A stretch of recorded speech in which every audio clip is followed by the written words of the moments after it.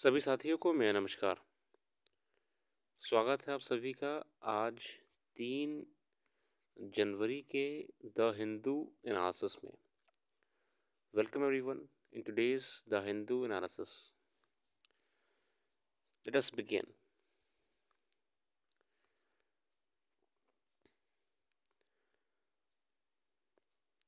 तो हमने जैसे देखा कि न्यूज़ में इस समय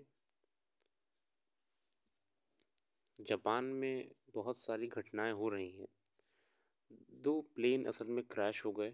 एक प्लेन लैंड करने के लिए क्लियर करा गया था, जो कि एक कोस्ट गार्ड के प्लेन से टकरा गया और भीषण आग लग गई उसमें। अब इसमें हम कोई पत्रकारिता नहीं करेंगे कि प्लेन में लगी आग, सभी यात्री सुरक्षा के साथ बाहर निकाले गए, जापान में त्राही त्राही। हम इसमें इतना ही कहना चाहते हैं कि इस पूरी घटनाक्रम में एक चीज़ देखने को मिली, वो है ऑर्डर एंड डिसिप्लिन और सिविल बिहेवियर। ये अगर हम एक नए संदर्भ में देखने का प्रयास करें तो ये ह्यूमन से रिलेटेड है। अब आप बोलोगे सर, यहाँ पे प्लेन में आग लग रही है और आप यहाँ पे ह्यूमन ह्यूमन खेल रहे हैं, है ना? नहीं तो क्या एनिमल एनिमल खेलें? यहाँ पे असल में ऑर्डर और डिसिप्लिन की जो बात आ रही है, इस प्लेन में जब ये दुर्घटना हुई और ये एक्टिवली जब जल रहा था, तो ऑर्डर एंड डिसिप्लिन यहाँ पे ये देखा गया कि वहाँ पे जो लोग थे उन्होंने कोई अफरा तफरी नहीं मचाई। और जो स्टाफ था, ऐसे तो है नहीं कि वो स्टाफ हर समय ट्रेन आदत हो चुकी है जलते प्लेन में निकालने की यात्रियों को। उसमें जो स्टाफ था, उसमें जो कैबिन क्रू था, वो लगभग फ्रेश ही था, नया ही था, मतलब 4-5 साल पुराना, और ऐसी कोई दुर्घटना नहीं देखी थी। मगर उनकी ट्रेनिंग और जो डिसिप्लिन, साथ ही साथ सिविल बिहेवियर मतलब लोगों ने, जब स्टाफ ने लोगों से शांति बनाए रखने के लिए कहा और आराम आराम से बाहर की तरफ जाने के लिए कहा, जो इमरजेंसी गेट वहाँ निकाला रिलीज़ करा गया था। प्लेन में इमरजेंसी गेट भी होता है, जो हर समय लोहे की लैडर नहीं लग पाएगी ना, कहीं आग लगी है तो वो गेट में ही एक इन्फ्लेटेबल लैडर होती है। तो गेट में क्या होता है, इमरजेंसी बटन दबाने पे गेट खुल जाता है। और जो इन्फ्लेटेबल लैडर होती है, इन्फ्लेटेबल का मतलब क्या होता है, मैं जो शब्द कह रहा हूँ आपसे, इन्फ्लेटेबल मतलब हवा भरना। तो उस लैडर में गुब्बारे जैसी होती है लंबी सी, उसमें हवा भर जाती है और ये एक यात्रियों को नीचे आने का रास्ता मिल जाता है। तो यहाँ पे वापस से आएंगे ऑर्डर डिसिप्लिन पे कि जो स्टाफ था उन्होंने नियम को मुश्किल घड़ी में फॉलो करा, उन्होंने नियम को मुश्किल घड़ी पे फॉलो करा, साथ ही साथ जो लोग थे उनको फॉलो करने के लिए भी कहा। सिविल बिहेवियर में देखा कि लोगों ने अच्छे तरीके से बिना कोई केओस क्रिएट करे, ये जब सुना स्टाफ को कैसे इवैक्यूएट करना है, तभी किसी भी यात्री को इस भीषण आग में झुलसना नहीं पड़ा और सब लोग निकल आए। तो हमको भी कहीं ना कहीं दिमाग में दोनों तरफ से ये सुनिश्चित करवाना होगा। समाज में अगर हम कोई भी चीज़ करवा रहे हैं, अगर हम बात करें गवर्नमेंट लेवल पे, क्राउड मैनेजमेंट, अगर हम बात कर रहे हैं क्राउड मैनेजमेंट, ट्रैफिक मैनेजमेंट, तो अगर हम उसके सॉल्यूशंस की तरफ जाएं तो जितना हम अथॉरिटीज़ को लायबल कर रहे हैं, ठीक है, एक ट्रैफिक पुलिस को या फिर गवर्नमेंट अथॉरिटीज़ को, हमें उतना ही लायबल जनता को भी करना चाहिए। और जनता को लायबल नहीं करना है, जनता को हमें सिर्फ जो सिविल सोसाइटी है हमारी, सिविल सोसाइटी को हमें अवेयर करना है। हमको उन्हें अवेयर करना है कि अगर हम एक सिविल ऑर्डर मेंटेन रखेंगे तो किसी भी प्रकार का केओस सामाजिक जीवन में नहीं देखने को मिलेगा। अब इससे ही संबंधित आपके सामने मैं घटनाक्रम बताऊं। अभी हाल ही में जो ये अगला आर्टिकल भी है, हिट एंड रन पॉलिसी वाला, इसमें क्या हुआ, एकदम से जब ये खबर पहुंची कि ट्रक ड्राइवर्स ने स्ट्राइक कर ली है, अगली पेट्रोल का टैंकर कब आएगा ये किसी को नहीं पता। तब पता है क्या हुआ, सब लोग पेट्रोल पंप की तरफ दौड़ पड़े। और पंप में आपने कई वीडियोस देखी होंगी कि पंप तो दो ही हैं, पर लोगों ने कियोस्क क्रिएट कर दिया है। कोई बाइक यहाँ से ले आया, कोई बाइक यहाँ से ले आया, कोई बाइक यहाँ से ले आया, कोई बाइक यहाँ से ले आया, कोई गाड़ी यहाँ लगा दी है, किसी ने गाड़ी यहाँ लगा दी है। कियोस्क ही कियोस्क था, सब लोग परेशान थे, किसी को तेल कुछ नहीं मिल रहा था। Order and kiosk. और मैंने देखा था कि बहुत से पंप्स में जबकि इतनी सारी भीड़ उमड़ गई थी, तो गवर्नमेंट को भी यार पुलिस वुलिस डिप्लॉय करनी चाहिए, एक ऑर्डर मेंटेन रहे। ये सिचुएशन, अगर कोई दुर्घटना हो जाती, मैंने देखा था पंपों में बहुत भीड़ थी, बहुत डबल भीड़ थी, पूरा लॉक जाम बना हुआ था। अगर खुदा ना करे जरा से भी कोई दिक्कत हो जाती, किसी में कुछ फायर लग जाती, कुछ भी हो जाता, अफरा तफरी मच जाती, चोटें आती लोगों को। अब इस चीज़ को हम कैसे डील करते हैं, order and chaos, order and discipline. पहली बात तो गवर्नमेंट को यहाँ पे पुलिस डिप्लॉय करनी चाहिए थी पंप्स के आसपास, कि कहीं पे भी भीड़ भाड़ ज़्यादा हो रही है तो लेन मैनेजमेंट रहे। उसके साथ हम लोगों को भी, सिविल सोसाइटी को कैसे बिहेव करना था, हमको बिहेव करना था कि हम एक लाइन बना के रखें, उस लाइन से आगे बढ़ते रहें, ठीक है, और हर किसी को तेल मिलता रहेगा। अब गवर्नमेंट ये नियम बना देती कि हर किसी को एक सर्टेन लिमिट का ही तेल दिया जाए, है ना। हर कोई टंकी फुल कराता रहेगा तो तेल तो वैसे भी किसी को नहीं मिलने वाला है ना। सिर्फ जो एमरजेंसी सर्विसेज वाले लोग हैं उनको। अब ये मैं आपको, अब आपको होगी तो हड़ताल तो ख़त्म हो गई है, मैं एक नॉर्मल सिचुएशन बता रहा हूँ कि हो सकता है कि मान ली कोई ऐसी दिक्कत आ जाए, कोई ऑयल की मान लीजिए कोई दिक्कत आ जाए इन केस, तो कैसे मैनेज कर सकते हैं।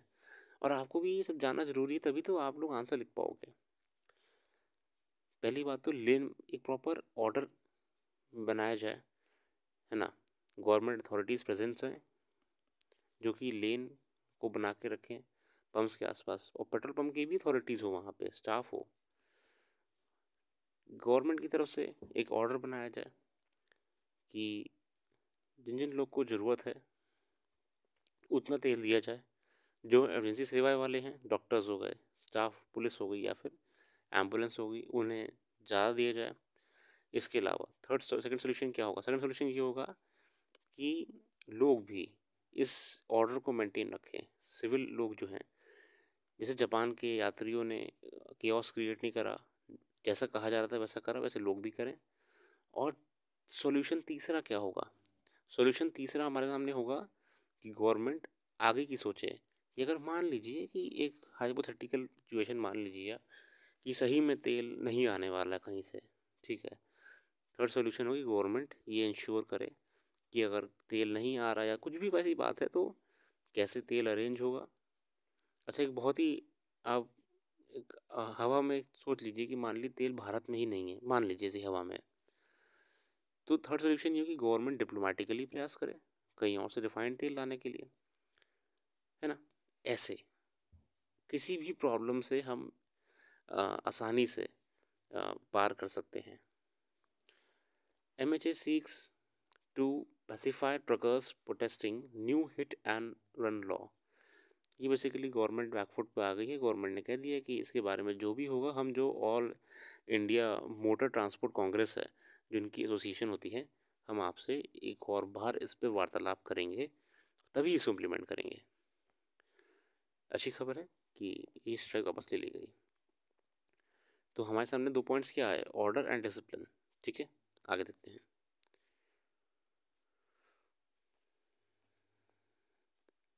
Vijayakanth echoed the social ethos of his time, ये बेसिकली हाल ही में जो आपके विजयकांत जी बहुत बड़े लीडर थे साउथ में, उनका देहांत हुआ, उसको लेके माननीय नरेंद्र मोदी जी का ये आर्टिकल है, इसको आप पढ़ लीजिएगा। ये ठीक है, आर्टिकल इतना इम्पोर्टेंट स्टेट अवे नहीं है तैयारी के लिए, बट ठीक है, he was a very big leader, तो पढ़ लीजिएगा।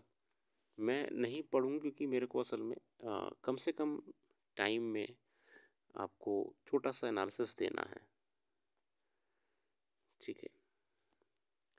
The global nuclear order is under strain, ये आर्टिकल है हमारे सामने जो न्यूक्लियर एनर्जी से संबंधित है और जो उसके साथ डिप्लोमेटिकल एस्पेक्ट्स हैं उसको लेके है। चलिए इसको हम देखते हैं क्या कह रहा है ये article.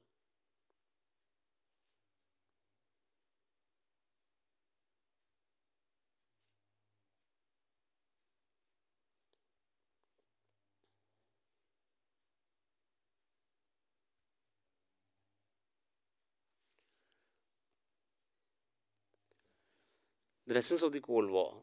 The GNO was created, the Global Nuclear Order was created in the shadow of cold war. हाँ, जब कोल्ड वॉर था तो हम जानते हैं कि यूएसए और यूएसएसआर के बीच में जो टेंशन चल रही थी, उसी बीच न्यूक्लियर एनर्जी पे काम बहुत तेज़ी से शुरू हुआ था। चल तो पहले भी रहा था मगर इतना तेज़ी से नहीं चल रहा था कि बिल्कुल बनाना ही है न्यूक्लियर पावर। तो घी तब बहुत बढ़ चढ़ के आगे आपका आया था कोल्ड वॉर के टाइम पे। अब आगे देखते हैं।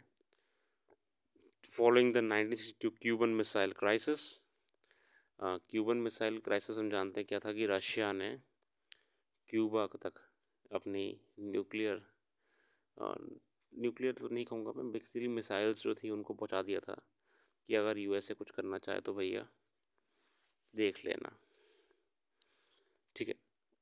When the two came perilously close to launching a nuclear war, both US President John F. Kennedy and General Secretary Nikita Khrushchev understood two political realities. First, as the two nuclear superpowers, they needed bilateral mechanisms. They needed bilateral mechanisms uh, to prevent tensions from escalating to the nuclear level.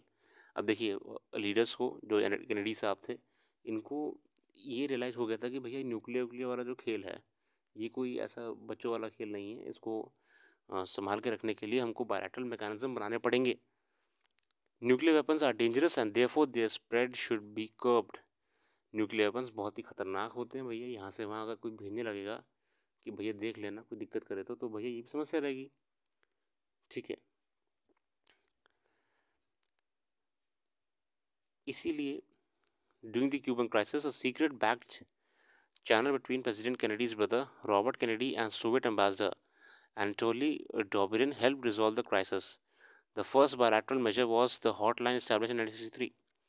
1963 में पहली hotline स्थापित की गई थी, ठीक है, to enable the leaders to communicate directly. अब कोई भी मतलब मान लिया एस्केलेशन हो गया कहीं पे, ठीक है, तो इससे पहले कोई बड़ा कदम उठाया जाए, लीडर्स जो हैं वो अपने आप बात कर लेंगे top secret highly secured lines पे, ठीक है। आगे देते हैं। To control the proliferation, the US and SR initiated multilateral negotiations in the Geneva in 1965 on treaty to curb the spread of nuclear weapons. 3 years later, the NPT was opened for signature. बाद में क्या हुआ था कि US और USSR ने मिलके NPT non proliferation treaty को लागू करने के लिए फैसला लिया था। ये सब क्यों ले रहे थे? क्योंकि देखिए अब लड़ाई में अगर न्यूक्लियर वेपन चल गए तो बहुत इंसानों का जान माल का नुकसान हो जाएगा, ठीक है। आगे देखते हैं। द थर्ड एलिमेंट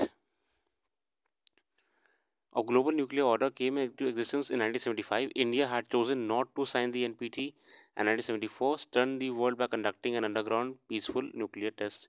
हम जानते हैं पोखरण जो टेस्ट हुआ था उसको लेके है, ठीक है। The London Club sounded inappropriate and later transformed into Nuclear Suppliers Group (NSG), consisting of 48 countries today. ये मतलब धीरे धीरे क्या होगा और ग्रुप्स बनना शुरू हो गए थे, जो भी न्यूक्लियर पावर कंट्रीज थी अपने आप में ग्रुप्स बना रहे थे। Though Soviet Union and India enjoyed close relations, having signed the Indo-Soviet Friendship Treaty in 1971, the USSR was committed to upholding the GNO and a founding member of the London Club. The GNO was held reasonably well, particularly in two fronts. First, the taboo against nuclear weapons had held since 1945. It is a matter of debate how far the US and USSR arms control process helped preserve the taboo or whether it was just plain luck. मतलब दोनों Nations ने मिलकर बहुत peacefully रहने का प्रयास करा जो कि सफल भी रहा. Second, NPT non-proliferation has been a success despite dire predictions of more than 20 countries possessing nuclear weapons by the 70s. और जो आपकी NPT ट्रीटी थी ये सफल ही रही है क्योंकि भले ही बहुत देशों के पास न्यूक्लियर पावर आ चुकी है मगर इसका गलत इस्तेमाल किसी ने नहीं करा है. Even after Cold War ended, the NPT, the non-proliferation, remained a shared objective, and Moscow and Washington cooperated to ensure that Belarus, Ukraine, and Kazakhstan that hosted Soviet nuclear weapons and possessed some capabilities were denuclearized. आ जाते हैं. The two nuclear hegemons shared a notion of strategic stability. देखिए पूरी कहानी जब हम इतना पढ़े हैं उसमें मेन बात क्या निकल के आ रही है, स्ट्रेटेजिक स्टेबिलिटी. डिप्लोमेटिक टॉक्स के माध्यम से दोनों नेशंस ने मिलकर शांति बनाए रखने का निर्णय लिया. ठीक है. अब चेंजिंग जियोपॉलिटिक्स ये थोड़ी पूरा पढ़ने की जरूरत नहीं है, सब बहुत लंबा आर्टिकल्स हो जाएंगे. आ जाते हैं. The cold Changing geopolitics has taken its toll on the treaties between the US and Russia. In 2002, the US withdrew from the Anti-Ballistic Missile Treaty and in 2019 from the Intermediate Range INF Treaty. Russia was violating it on the grounds that Russia was violating. मतलब वही थोड़ा सा इन लोगों में diplomatically problems रहती हैं, बराबर बनी रहती हैं, तो पीछे हट गए. The only remaining agreement, the New START, will lapse in 2026. Its verification meetings were suspended during the COVID-19 outbreak and never resumed. फिर नया इनिशिएटिव हुआ था न्यू स्टार्ट के नाम से. ठीक है. जो कि बाद में कोविड की वजह से कभी मीटिंग हो ही नहीं पाई इसकी और बाद में किसी ने शेड्यूल नहीं करी मीटिंग को.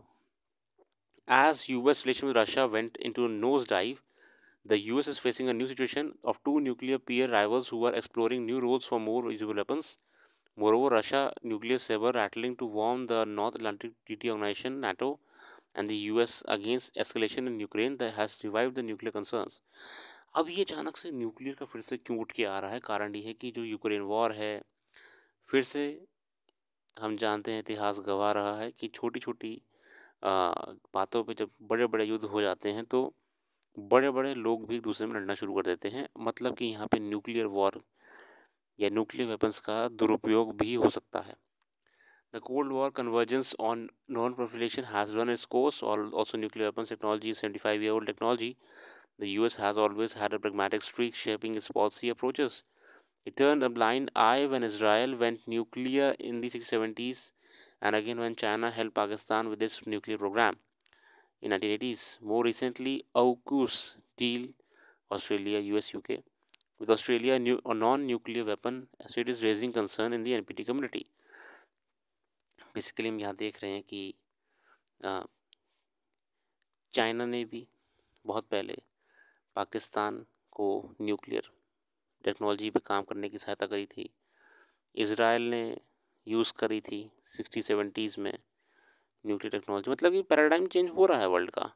और ऑकुस जो ग्रुप है ऑस्ट्रेलिया वाला, इसमें भी ऑस्ट्रेलिया जो कि नॉन न्यूक्लियर कंट्री है उसको भी न्यूक्लियर टेक्नोलॉजी को यूज़ करने की हेल्प की जा रही है साथी देशों के द्वारा.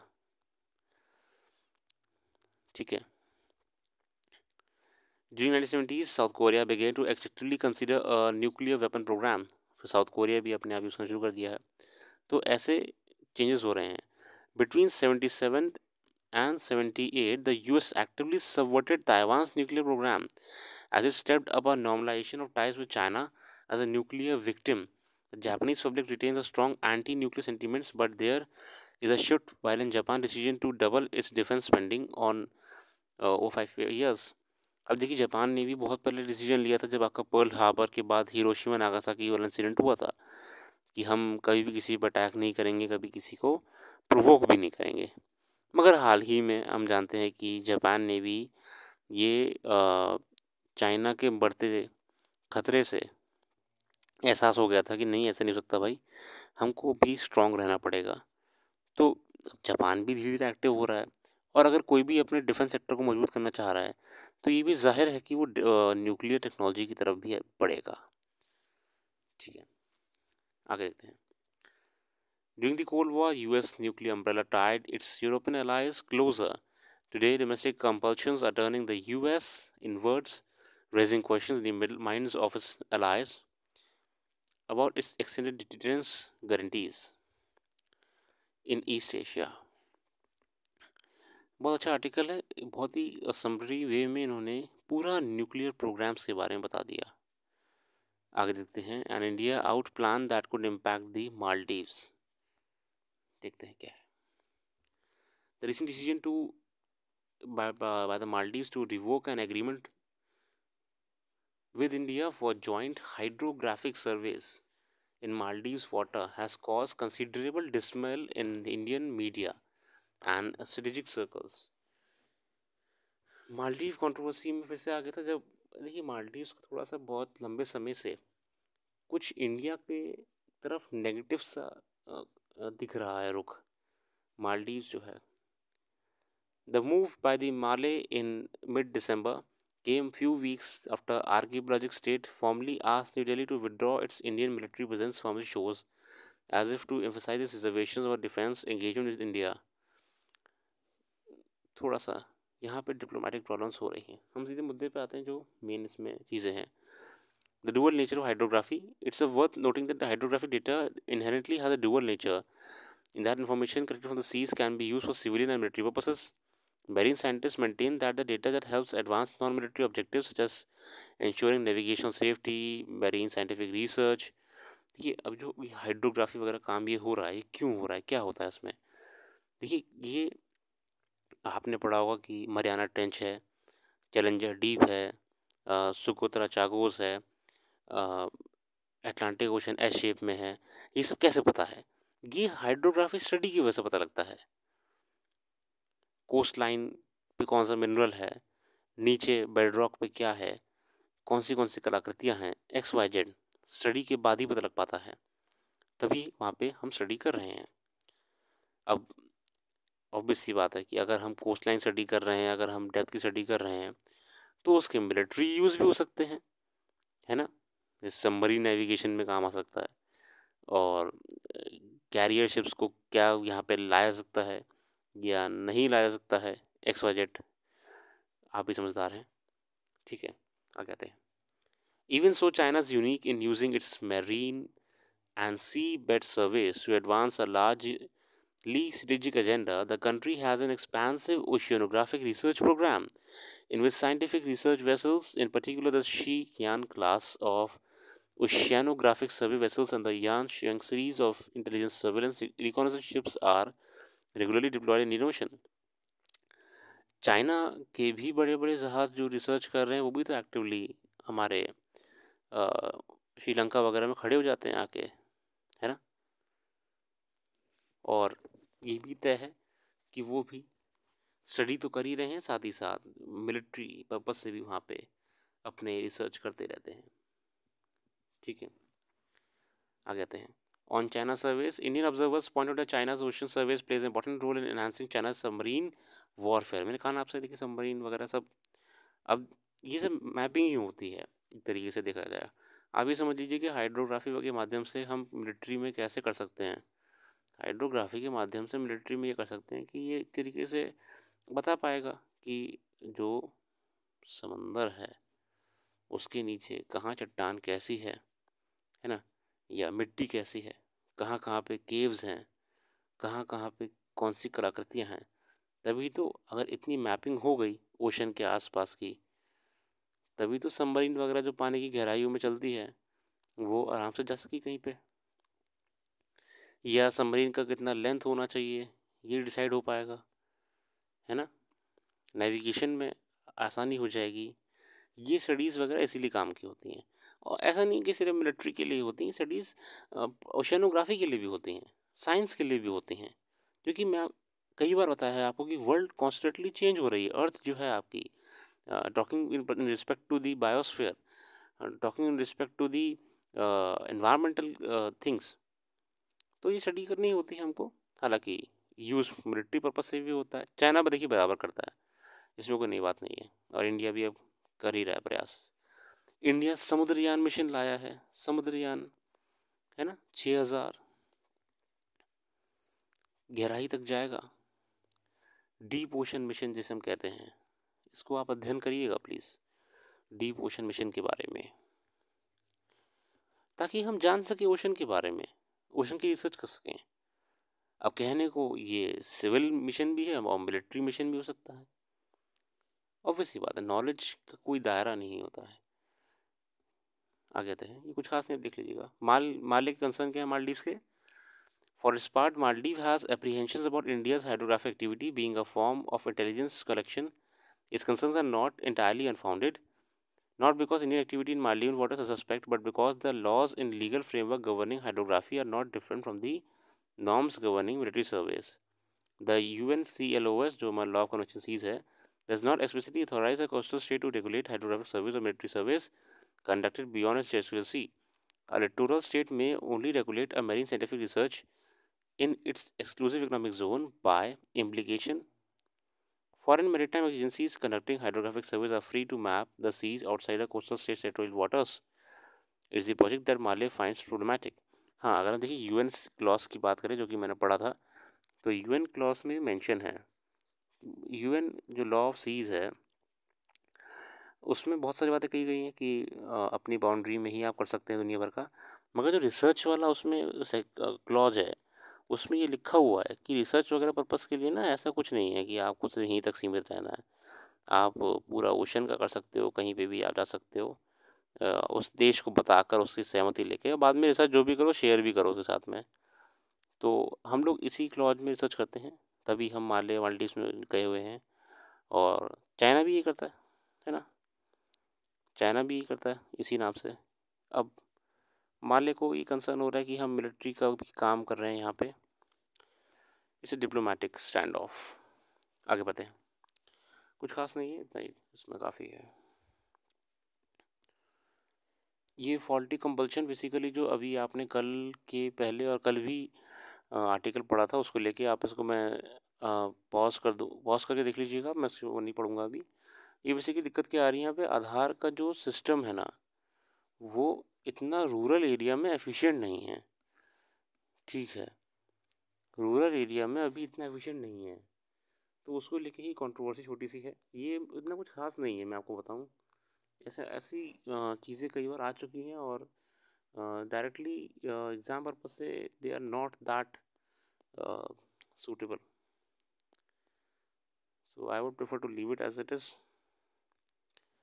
ठीक है, आप इसको अध्ययन कर लीजिएगा। बेसिकली कहीं पे समस्या है कि कहीं पे बैंक अकाउंट में किसी और को दे रखा है, फ़ोन नंबर किसी और का है, तो आईडी किसी की लगी है। तो अगर किसी सैलरी आ भी रही नरेगा में जो मिलता है स्टाइपेंड वगैरह, तो वो कैसे अपडेट होगा, उसी को मिल रहा है, किसी के नंबर कहीं और है। बहुत से आधार ही गलत बने थे एक टाइम जब आया था, तो आधार का भी कुछ ऐसा वो नहीं है तय कि आधार जो कार्ड बने थे वो ठीक हैं लोगों के। यही सब कंट्रोवर्सीज हैं, इसके साथ जुड़ी हुई हैं। ठीक है,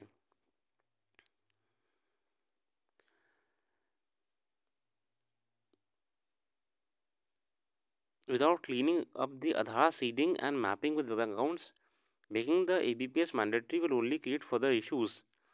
अब देखिए लोग परेशान भी हो जाएंगे ना, फिर खाते में पैसा आ रहा है कहीं और चला जा रहा है, उन पर आ नहीं रहा है, या खाते में आया भी नहीं आया, सिस्टम बहुत ही chaotic हो जाएगा। The Indian government must revisit this decision and work out a way to correct the faulty seeding and mapping problems before imposing the ABPS। मतलब गवर्नमेंट को पहली बात तो ये आधार का जो इंफ्रास्ट्रक्चर प्रॉब्लम्स हैं उसको अच्छा करना चाहिए।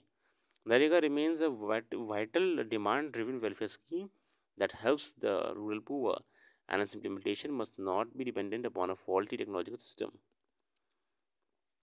टेक्नोलॉजिकल एस्पेक्ट्स हैं, इसके अलावा कोई दिक्कत नहीं है। बाकी तरीका अच्छा है, जो ये तरीका अच्छा है। ये आर्टिकल भी आपका अच्छा था, transforming narratives अनरावलिंग Indian transition system definitions, मगर ये ठीक है, आप पढ़ लीजिएगा। मैं आपके लिए इसको जूम कर देता हूँ।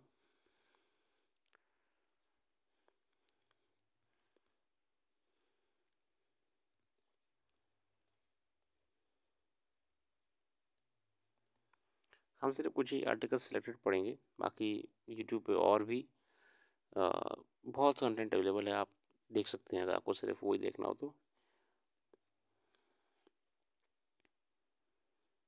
Please in supreme court challenging new law on appointment process of CEC.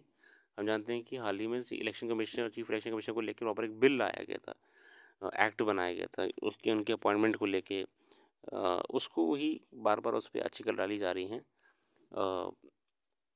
Petitions have been moved in the Supreme Court against a new law which brushes aside a judgment to include the Chief Justice of India as a member of the high powered selection committee to appoint a CEC and the ECs. The CEC and other election commissioners Act 23 has diluted the Supreme Court judgment by replacing the Chief Justice of India with the Union Cabinet Minister. A petition filed with the Congress leader Jay Thakur said. इसमें क्या हुआ था ना कि जब इनके appointment process में CGI साहब को हटा दिया गया था इलेक्शन कमिश्नर के, तो उसी को लेके याचिका डाली थी। आप एक बार खुद अध्ययन करिए कि इलेक्शन कमिश्नर का क्या कौन से आर्टिकल में मेंशन है, क्या प्रोसीजर होता है जिससे इनका अपॉइंटमेंट होता है, एंड अदर एस्पेक्ट्स ऑल्सो।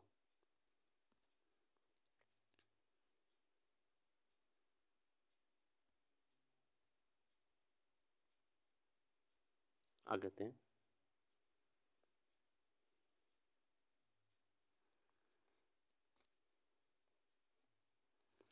बाकी स्पोर्ट्स न्यूज़ है, वी लीव इट दैट। ये आर्टिकल अच्छा आया हुआ था, new science using physics to understand the hate groups online. Basically technology के माध्यम से फिजिक्शियंस जो हैं, आपके फिजिक्स साइंटिस्ट हैं, ये कुछ तरीके निकाले हैं जिससे ये आपके ट्विटर वगैरह को भी हेल्प कर रहे हैं हेट न्यूज़ वगैरह को टैकल करने के लिए। ये पढ़ती है यहाँ पे फिजिक्स, और पहले हम इसका फर्स्ट पैरा पढ़ लेते हैं। Neil Johnson, a professor physics at George Washington University DC, who was trained in many body physics. Many body physics focus not on the individual part of an object or system, but on properties that emerge when these parts interact with each other. For example, a many body physicist would be interested in what happens to a group of water molecules when water changes to ice, rather than studying an individual water molecule in detail. है ना, जो एक proper physics में भी field है ना, many body physicist वाले जो लोग होते हैं, ये उस प्रक्रिया को क्या होता है उस पे अध्ययन पे फोकस करते हैं। ठीक है। In 1990s, Dr. Johnson, impressed to a peculiar turn as theory in physics got ahead of experiments. He told this writer, we decided to look at the data in other areas, traffic, financial markets, etc. He was in effect of entering the realm of social physics. मतलब physics जब social में आप check करोगे तो social physics हो जाती है। Since then, to quote 2019 tutorial in scientific reports, methods of physics have been applied to traffic crime, epidemic process, vaccination, etc. Doctor Johnson ने स्टडी वगैरह करी है, उस पर आते हैं मुद्दे पे क्या कहानी है। तो physics are no strangers to collective behaviour. Gautam Menon, a professor of physics in biology at Ashoka University Sonipat, uses a mathematical model to tackle a different kind of collective phenomena, infectious diseases. He told the writer that mathematical models do surprisingly well in explaining the collective phenomena like bird flocking, fish schooling and spread of infectious diseases. मतलब maths के माध्यम से हम बहुत सी चीज़ों को समझ सकते हैं। Methodologically, the way physics approaches the question of collective behavior, including online hate, is by building mathematical models that have average behavior. मतलब मैथ्स और डेटा के माध्यम से हम बिहेवियर को जान सकते हैं यूज़र के। वाइल डिफरेंट लोकेशंस, मतलब इसमें इस अध्ययन करने के उन्होंने बहुत सारे लोकेशंस का इस्तेमाल करा, यूज़र्स की डेटा का इस्तेमाल करा। In the world have different drivers, vehicles and rules that govern their movement on a highway. A physicist or a mathematician might ask, what are the big things that happen in traffic everywhere? Then they come up with equations that describe these things। ठीक है, मतलब वो हर किसी का तरीका होता है, methodology होती है अध्ययन करने की। आगे देते हैं, हम सीधे इस पे आते हैं, मेन चीज़ पे क्या है। Shock waves and online hate. Online hate communities और व्हाट डॉक्टर जॉनसन सुक and company called anti-X communities are distinct from other online communities because, among other things, they grew quickly. This rapid growth can be attributed to a large number of interested individuals or groups joining these communities in a process called fusion. This is opposed to fission, when moderators of a particular online platform discover that the content shared by these communities violates their platform guidelines and shut them down. मतलब देखिए, हर platform पे moderators होते हैं जो गलत content को हटा देते हैं। In the Physical Review Letters paper, Dr. Johnson and his team studied how online anti-X communities form and persist despite platform moderators. मतलब कैसे ही कम्युनिटी सर्वाइव कर रही है इस प्लेटफॉर्म पे। Scholars have called this volatile behavior online turbulence. In physics, turbulence is fluid movement characterized by chaotic changes in the pressure and velocity. According to paper, a model that can account for the changing behavior of online communities or their dynamics must incorporate 5 things. Pehla, these communities have an internal character that changes over time. This refers to a particular flavor of hate and a particular community. मतलब ये basically study करने का प्रयास करें कि US में community x जो user हैं कैसे हैं। जैसे कि आपका एग्जांपल के तौर पे जूइश पीपल के खिलाफ हेट क्राइम है, तो किस क्षेत्र के लोग ज़्यादा करते हैं, XYZ. These communities work in a distance in the independent manner. While in a physical space, these communities might be on the fringes of society. In virtual space, they are apart from mainstream. They undergo rapid fission and fusion. They aren't limited to one social platform and work across several platforms. मतलब basically socio physics study करके इन्होंने बहुत सारी चीज़ें पता लगाने का प्रयास करा है। आप इसको पढ़ लीजिएगा, तब मैं आपके लिए ये छोड़ देता हूँ ताकि आप भी खुद से कुछ अध्ययन करें। जितना हो सकता था मैंने आपको इसमें बता दिया है। ठीक है, इतना इम्पोर्टेंट नहीं है मगर ठीक है। यहाँ पे वॉल्केनोस के बारे में बताया हुआ है। As the growing river of lava from a volcano that erupted last weekend in Iceland ebbed, not everyone was happy. Hazel Lane, a 49-year-old dental practice manager in London, had booked a ticket to Reykjavik as soon as she saw footage of eruption on television, hoping to witness spectacular lava flows beneath the molten red skies. Lane had already visited Iceland the previous month, but it was too soon. All authorities had by the time evacuated the nearly 4,000 inhabitants of the nearby town of Grindavik. Weeks passed before the volcano, about 40 kilometers southwest Reykjavik, erupted on December 18. मतलब लोगों को ना volcano वगैरह देखना बड़ा अच्छा लगता है, उसके बारे में बता रहे हैं, है ना। इंडोनेशिया में जो मरापी वॉल्केनो है वो भी आपका इरप्ट हुआ हाल ही में। अब recently killing pies climbers who perished near the crater. Marapi is one of the most active volcanoes in Sumatra. ठीक है, बड़ी दुर्भाग्यवश घटना भी थी। आपके लिए भी इसमें ज़रूरी क्या है ना, ये देखना आपकी मरापी वॉल्केनो कहाँ पे, इंडोनेशिया में। मैप पे देखना जाके एक बार कि कहाँ पे है, इंडोनेशिया में। और रेयकिविक कहाँ पे है, वो है आपका आइसलैंड में। ऐसे ही वॉल्केनोज की लिस्ट याद कर लो, काम आएगी आपको भी। चलिए अच्छी रीते रखते हैं। अगर आपको ये एनालिसिस अच्छा लग रहा है तो प्लीज़ आप इसको शेयर करिएगा और पुरानी वीडियो को जरूर देखिएगा, क्योंकि हर दिन एडिटोरियल ज़रूरी है और हर दिन रेगुलरली अगर आप एडिटोरियल करते रहोगे तो आपके अंदर कंटेंट बना रहेगा। अच्छी देखते हैं अपना, आप लोगों ने टाइम दिया। Thanks for giving your precious time and have a very nice day.